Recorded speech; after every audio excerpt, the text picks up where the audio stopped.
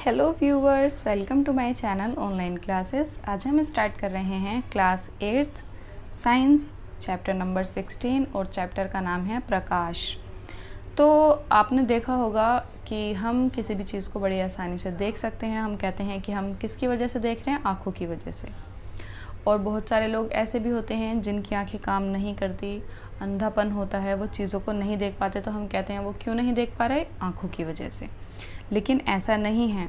अगर हम किसी अंधेरे कमरे में जाएं और वहाँ पर इन्हीं आँखों से किसी चीज़ को देखें तो क्या हमें कुछ नज़र आएगा? नहीं। हम में और किसी ऐसे व्यक्ति में जिसकी आंखें काम नहीं करती, ठीक है, जो अंधा है, उसमें कोई फ़र्क नहीं रहेगा। मतलब हम ये नहीं कह सकते कि हम सिर्फ आँखों से ही सब कुछ देख सकते हैं। मतलब ये कि जो चीज़ों को देखने योग्य बनाता है वो क्या है? प्रकाश। जहाँ पे भी प्रकाश होता है, जहाँ पे भी लाइट होती है, वहाँ पे हमें दिखाई देता है। चाहे वो आर्टिफिशियल लाइट हो, जैसे कि हमारे रूम में लगी हुई होती है, घरों में लगी हुई होती है, चाहे वो सूरज की रोशनी हो, उसी की वजह से, मतलब उसके योग्य होने की, वो हमें चीज़ों को देखने लायक बना देता है। अगर प्रकाश जहाँ पे कम होता है हमें चीज़ें कम दिखाई देती हैं, प्रकाश ज़्यादा होता है तो ज़्यादा दिखाई देती हैं, और बहुत ज़्यादा होता है तो हमें कुछ नहीं दिखाई देता, सब कुछ वाइट वाइट हो जाता है। तो प्रकाश एक जगह से दूसरी जगह मुड़ता भी है, क्योंकि देखिए सूर्य हमारे प्लेनेट से बहुत दूर है, बहुत ज़्यादा दूर, और वहाँ से वो हमारे प्लेनेट तक आता है, हमारे घरों तक आ जाता है उसकी रोशनी। तो एकदम हर जगह से सीधी तो आती नहीं होगी, ठीक है, बहुत सी जगह से, जैसे कि हमारे घरों में आती है तो छत से घर में आ जाती है, खिड़की से जाती है, वो मुड़ मुड़ के ही तो आती है। तो इसका मतलब ये है कि प्रकाश एक जगह से दूसरी जगह पर मुड़ जाता है, और ये जो एक जगह से दूसरी जगह मुड़ जाता है, इसको हम कहते हैं प्रकाश का परावर्तन। अब आपसे क्वेश्चन पूछा जाता है कि प्रकाश परावर्तन क्या है, तो आप बता सकते हैं कि प्रकाश का एक जगह से दूसरी जगह मुड़ जाना प्रकाश परावर्तन होता है। अब हम इसके बाद पढ़ते हैं परावर्तन के नियम। परावर्तन के नियम मतलब जो परावर्तन के ये जो नियम होते हैं, ये ऐसा होता है, चाहे वो कोई सा भी प्रकाश हो, किसी भी टाइप का प्रकाश हो, सब पर फिट बैठेगा, ठीक है। ऐसा नहीं है किसी प्रकाश पर ये नियम बदल जाएगा, कहीं कुछ और, उसके बारे में हम पढ़ेंगे। तो देखिए, सबसे पहले ये कि अगर प्रकाश दर्पण से टकराता है, दर्पण का मतलब होता है शीशा, पर मैं यहाँ पे दर्पण ही कहूँगी क्योंकि आपकी बुक में दर्पण लिखा है, ताकि आपको दर्पण सुनने की ही हैबिट हो जाए।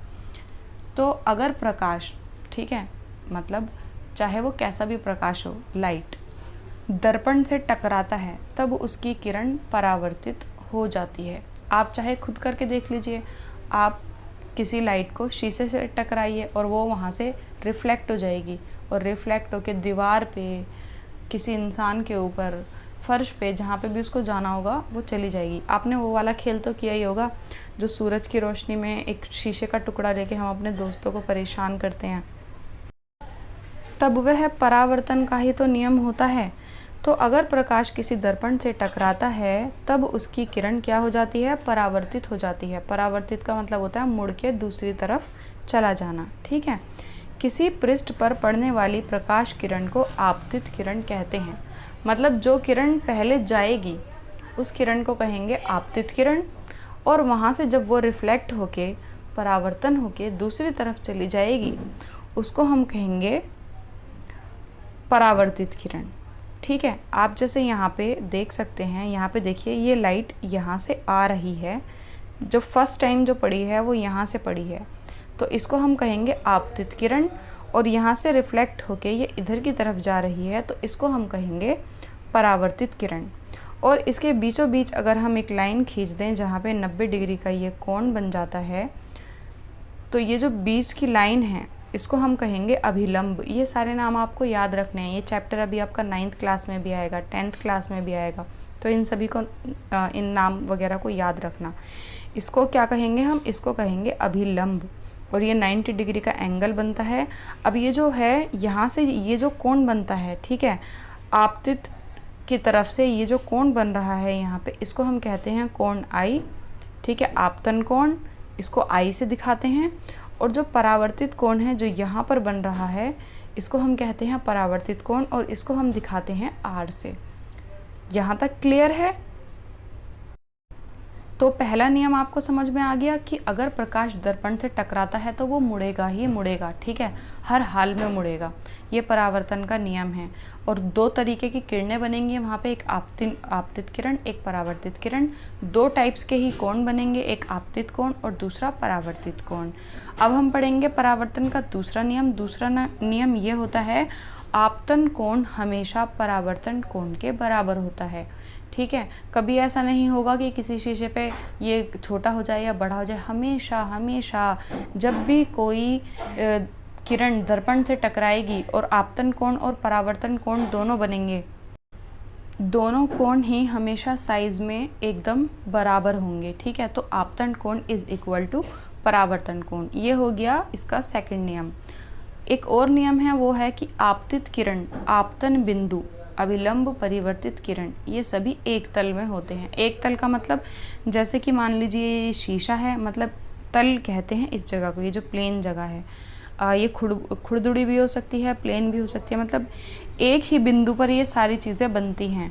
आपतित किरण, परावर्तित किरण, अभिलंब, कोण वगैरह, ये सारी चीज़ें एक ही बिंदु पर बनती हैं। ये इसका तीसरा नियम है। यहाँ तक समझ में आ गया? तो चलिए आगे चलते हैं। परावर्तित प्रकाश को पुनः परावर्तित किया जा सकता है। मतलब ये कि जो प्रकाश एक बार किसी दर्पण पे पड़ जाता है और फिर वो वहाँ से क्या हो जाता है, मुड़ जाता है, मतलब परावर्तित हो जाता है। तो वो जो परावर्तित प्रकाश है, क्या हम उसको फिर से परावर्तित कर सकते हैं? मतलब उसके सामने दूसरा दर्पण रख के या कुछ और चीज़ रख के क्या हम उसको फिर से मोड़ सकते हैं? बिल्कुल बिल्कुल मोड़ सकते हैं। ऐसा किया जा सकता है। कैसे? या आपने अपनी डेली लाइफ में भी देखा। आपने बार्बर शॉप देखी होगी। आप जब कटिंग करवाते हैं तो वहाँ पे जो नाई होता है वो क्या करता है, जो बाल काटता है, आपके पीछे का जो हिस्सा है, सर के पीछे का हिस्सा तो आपको शीशे में सामने दिखाई नहीं देता। तब वह उस हिस्से को दिखाने के लिए क्या करता है, आपके सर के पीछे एक और शीशा दिखाता है और एक शीशा, एक दर्पण आपके फेस के सामने होता है। तो आपको अपने सामने वाले दर्पण में ही पीछे वाला दर्पण भी नज़र आता है। तो ये इसी का उदाहरण है कि प्रकाश को पुनः परावर्तित किया जा सकता है।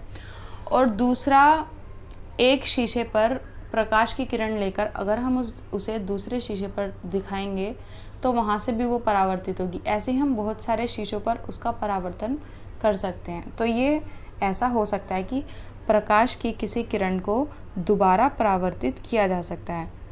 इसके बाद है बहुमूर्तिदर्शी। बहुमूर्तिदर्शी क्या होता है?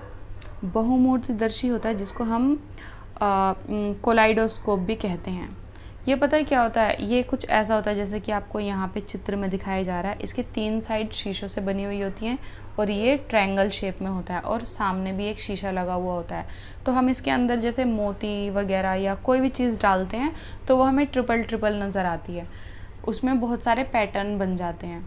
ये हमारी मैम ने जब हम 8th क्लास में थे तो स्कूल में बनवाया था, तो हमने ये बनाया था और बड़ा मज़ा सा आता है इसके अंदर देखने में। और हर बार एक नया पैटर्न निकल कर आता है। कभी ही होगा कि कोई पैटर्न दोबारा बन जाए, वरना इसमें कभी कोई पैटर्न दोबारा नहीं बनता, क्योंकि वो हमारी मर्ज़ी से नहीं बनते ना। कभी वो जो भी चीज़ें कोलाइडोस्कोप के अंदर डालते हैं, हमने तो मोती डाल के देखे थे, चाहे वो कांच के टुकड़े या कुछ भी हो सकता है, कोई भी छोटी मोटी चीज़, तो उसका पैटर्न बन जाता है। तो हर बार वो अलग टाइप से डलती हैं और हर बार एक अलग पैटर्न निकल के आता है। अब ये कोलाइडोस्कोप, ये जो बहुमूर्तिदर्शी है, इसका उपयोग कहाँ पर होता है? तो इसमें नए नए तरीके के पैटर्न दिखाई देते हैं, इसलिए इसका उपयोग जो दीवारों पे डिज़ाइन बनता है, कपड़ों पे डिज़ाइन बनता है या कागज़ पर डिज़ाइन बनता है, तो वो जो डिज़ाइन बनाने वाले होते हैं उनका दिमाग इतना काम थोड़ी करेगा, हर बार एक नया डिज़ाइन निकाल के लाएंगे। तो वो इसका यूज़ करते हैं, इसमें कोई भी चीज़ डाल देते हैं, ठीक है, जिससे मतलब डिज़ाइन बन सके और इसमें नए नए पैटर्न निकल कर आते हैं और वहाँ से वो कॉपी कर लेते हैं। इसके बाद हम प्रकाश के बारे में एक और नई चीज़ जानेंगे कि सूर्य से दिखने वाला प्रकाश हमें किस कलर का दिखाई देता है। आमतौर पे सबको सफ़ेद कलर का दिखाई देता है, वाइट कलर का, ठीक है, या पारदर्शी। तो एक्चुअल में क्या उसका रंग वाइट ही होता है? नहीं, उसका रंग वाइट नहीं होता। उसका पता है कितने रंग होते हैं? उसमें 7 रंग होते हैं। अब आप बोलोगे 7 रंग कैसे? आपने रियल लाइफ में इंद्रधनुष देखा है कभी? अगर देखा है तो आपने उसमें भी 7 रंग देखे होंगे। फ़िलहाल हम इंद्रधनुष की तो बात नहीं करेंगे। फ़िलहाल हम एक एक्सपेरिमेंट करेंगे कि सूर्य का प्रकाश कैसे 7 रंग का दिखाई देता है। तो ये वाला क्रियाकलाप आप देखिए, क्रियाकलाप 16.7। यहाँ पर आप देखिए, उपयुक्त साइज़ का एक समतल दर्पण लेना है, ठीक है, प्लेन शीशा जिसमें हम अपना फेस देखते हैं डेली, उस टाइप का, जैसे कि चित्र 16.13 में दर्शाए अनुसार, कुछ इस तरीके से, ठीक है, ऐसे लेना है। ये दिख गया आपको। अब क्या करना है, हमें इसे चित्र 16.13 में दर्शाए अनुसार कटोरी में रखिए। कटोरी में पानी भरना है और इस व्यवस्था को किसी खिड़की के पास इस प्रकार रखिए कि दर्पण पर सूर्य का प्रकाश सीधा पड़ सके। देखो ऐसे, जैसे यहाँ पे आपको दिखाई दे रहा है। ये कटोरी लेनी है, कटोरी में यहाँ पर पानी भरना है और उसके अंदर शीशे को ऐसे डाल देना है, ठीक है, और कटोरी को ऐसी जगह पे रखना है जहाँ पे कटोरी पर प्रकाश पड़ सके। ये कटोरी पर यहाँ पे प्रकाश पड़ रहा है ना, ये चमकता हुआ आपको नज़र आ रहा है। और ऐसी जगह पे ये एक्सपेरिमेंट करना है जहाँ पे वाइट कलर की वॉल हो, मतलब दीवार। अगर वाइट ना हो तो वाइट पेपर लगा लीजिए, जैसे कि इन्होंने किया हुआ है, यहाँ पे ये वाइट पेपर लगाया हुआ है, ठीक है। इसके बाद क्या करना है, कटोरी की स्थिति को इस प्रकार समायोजित कीजिए कि दर्पण से परावर्तित होने वाला प्रकाश किसी दीवार पर पड़े। यदि दीवार सफ़ेद ना हो तो इस पर सफ़ेद कागज़ की शीट लगा लें, जैसे कि अभी मैंने बताया। तो आपको पता है यहाँ पे 7 रंग का जो है प्रकाश दिखाई देगा, और आपको यकीन ना हो तो ऐसा करके देख लीजिए। यहाँ से देखो, कटोरी रखनी है, एक सिंपल है, कटोरी के अंदर शीशा रखना है और इसको ऐसी जगह पे रखना है कि जो सूरज का प्रकाश है वो कटोरी पे पड़े। अब इस पे कटोरी पे या शीशे पे जो प्रकाश पड़ेगा, जाहिर सी बात है वो रिफ्लेक्ट ज़रूर होगा, क्योंकि ये भी इसका एक नियम है प्रकाश का कि वो रिफ्लेक्ट ज़रूर होता है। रिफ्लेक्ट होकर वो दीवार पर जाएगा, और जिस दीवार पर वो जाएगा ना, उस दीवार पर वाइट शीट लगा कर देखिए। अगर वाइट शीट नहीं है और वाइट दीवार है तो बहुत अच्छी बात है, नहीं है तो वाइट शीट लगा के देखिए, तो आपको ऐसे कलर में दिखाई देगा। ये रियल फ़ोटो है। और ये जो ऐसे कलर में दिखाई देता है प्रकाश, इसको हम कहते हैं विक्षेपण, ठीक है। ऐसा इंद्रधनुष में भी होता है, जैसे कि मैंने आपको बताया। इसके बाद ये जो हम प्रकाश देखते हैं और ये जो प्रकाश के हम इतने सारे एक्सपेरिमेंट कर रहे हैं, वो सब हम अपनी आंखों से ही देखते हैं, तो हमारी आंखें बहुत ज़्यादा इम्पोर्टेंट हैं। तो नेक्स्ट हम बात करेंगे आंखों पर ही, कि हमारी आंखें कैसी होती हैं, अंदर से कैसी होती हैं, बाहर से कैसी होती हैं, पूरा इसके बारे में ही पढ़ेंगे। वो हम पढ़ेंगे नेक्स्ट वीडियो में, उसके बारे में हम पूरी नेत्र की ही चर्चा करेंगे। और अगर आपको ये वीडियो अच्छा लगा हो तो प्लीज़ वीडियो को लाइक कीजिए, चैनल को सब्सक्राइब कीजिए। मिलते हैं नेक्स्ट वीडियो में। Bye guys.